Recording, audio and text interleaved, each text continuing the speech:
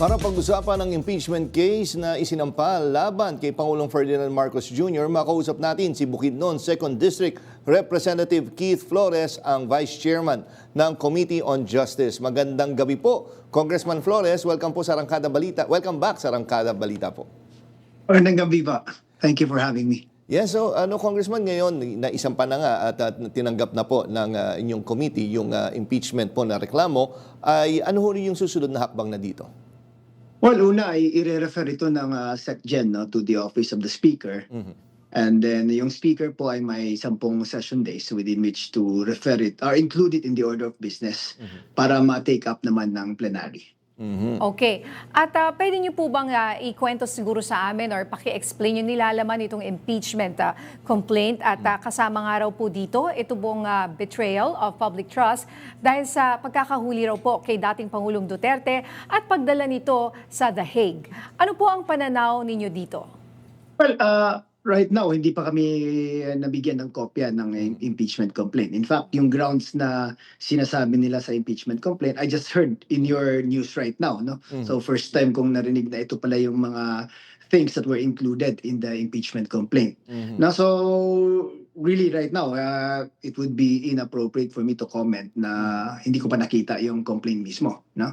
So, pasensya na po. Okay, pero ganito po, Congressman, dyan sa Committee po on Justice, ano mangyari, may magpa-file ng complaint, paano pag may isa pa ho, mag-iintay po ba tayo? May intay pa tayong days or agad tatalakayin nyo na po yan? Ano yung mga binibilang, ano yung timeline po natin?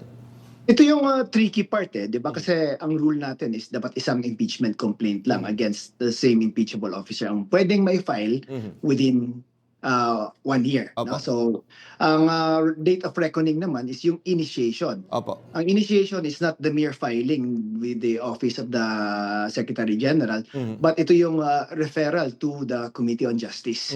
So, from now until ma-actionan ito ng plenaryo at ma-refer to the Committee on Justice, pwede pa pong mag-file yung kahit anong grupo ng sarili nilang version of the impeachment against the President Bongbong Marcos. Pero sir, paano yan?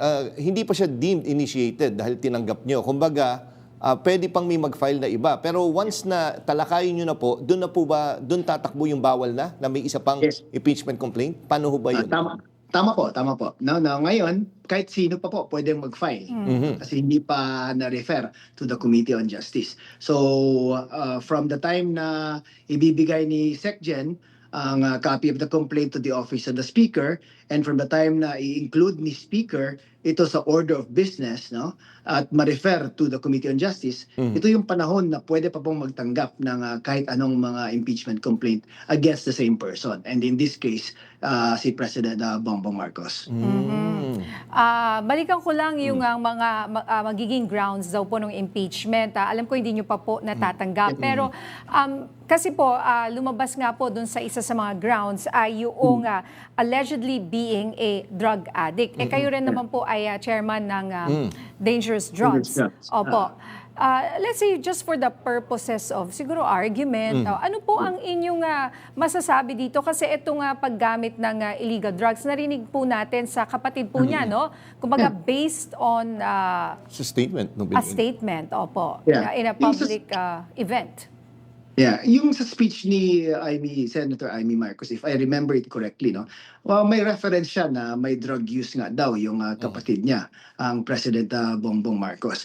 But ang kulang kasi doon sa speech niya, if correct me if I'm wrong, pero sa naalala ko lang po, she was referring to actions before he became president nung una, no?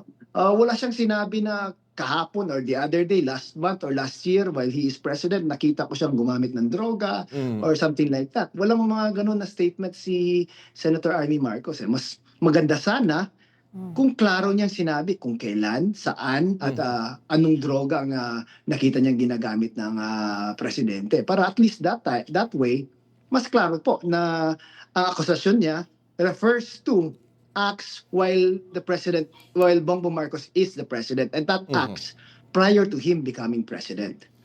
So pag ganyan lang po, nasabi-sabi lang and wala naman siyang ipinresentang kunyari, evidence, sana, Oo. no? May kung ano man, ano Yung ba video dapat nga, ang naglabas evidence sila dyan dati, AI video pa eh. Oo. So, pag ganyan pong sinabi lang, na sinabi, base sa aking pagkakaalala or sa aking experience, pwede po ba yun? Grounds for Mahirap po impeachment? kasi sabi nga ng Supreme Court in the decision that they rendered, no, na pwede mo lang accuse for impeachment ang isang impeachable officer for acts done while he is in the office, na impeachable office. So only when he is president, vice president, or member of the Supreme Court, or ano pa yung ibang impeachable officers. Hindi pwede yung actions niya before he became president. No? So dapat klaro po. Second, sinabi din po ng Supreme Court in their decision na dapat clear and convincing evidence ang ipapakita mo sa complaint for it to be considered as a ground for impeachment. Yung statement naman ni Senator Amy Marcos po ay it's medyo, for me, medyo vague at kulang sa detalye.